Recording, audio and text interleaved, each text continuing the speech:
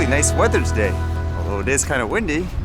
And what did I read today? I guess this is kind of interesting. Anyone around this area? It says, drone shows coming to OC this summer, replacing fireworks shows. This summer, don't be surprised if you see many drones flying in Ocean City. That's because the town is bringing some new fun to the area. You can look forward to the town putting on drone shows beginning in June. They will be replacing a lot of their weekly fireworks shows that they do downtown and at Northside Park for Sundies in the Park. We are told this year that they wanted to do something out of the box since the pandemic has really changed things for everyone. The town said they have budgeted and saved for this and will be taking the money they usually spend on the fireworks towards drones instead. I would imagine it would be a lot cheaper to have a drone light show, wouldn't it? I haven't actually seen a really huge drone show yet, live in person anyways. Maybe it'll come in the future soon enough. Although regulations are often a reason nowadays why you don't see more stuff like that, just because they're really over the top and outdated. Although it's kind of interesting reading how a lot of big companies are trying to get into the field too. This one says Toshiba, an US startup, to offer drone interception services. Toshiba is investing $15 million in a US startup to develop and produce drone interceptors that can track and capture targets autonomously.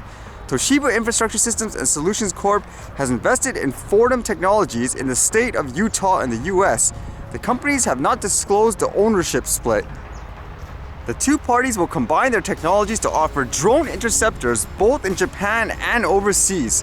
Toshiba wants to combine Fordham's technology with its own to detect radio waves emitted from a flying object. The company sees their drone interceptors as being used in facilities such as airports and nuclear power plants. The move comes on the back of terrorist attacks globally using drones in many places, including petroleum facilities, which have raised global security concerns.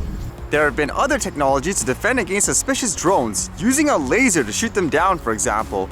But such measures could be counterproductive if the drones were equipped with explosive material or chemical weapons. Birds of a prey such as hawks and eagles can also be used to drive suspicious objects away, but this is relatively expensive in terms of training costs. Although this is specifically talking about things like terrorist drones, with news like this, I know the mass majority will still associate every single recreational flyer, as I guess you could say, using a drone that has a bomb and stuff like that on it as well.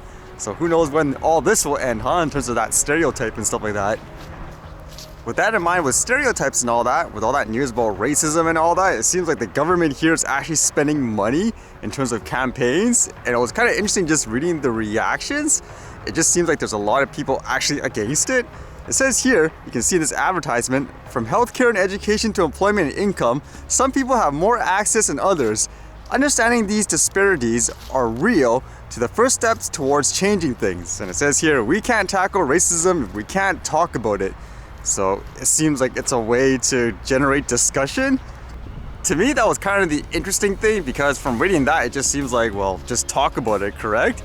And read some of these responses. Like this guy here says, maybe if many of them weren't so rude, there wouldn't be such a problem. And this guy even continues saying things like, yes, I believe people are responsible for their own actions. If you're going to act like garbage, you'll be treated like it. So is this guy like what, the relative of that crazy geese lady I bumped into? If you guys remember that, I'm just minding my own business and then for some reason she comes up all hostile. I don't know if that was a race issue or whatever, but that's just how it is. Many times you get approached aggressively in that way. Who knows why?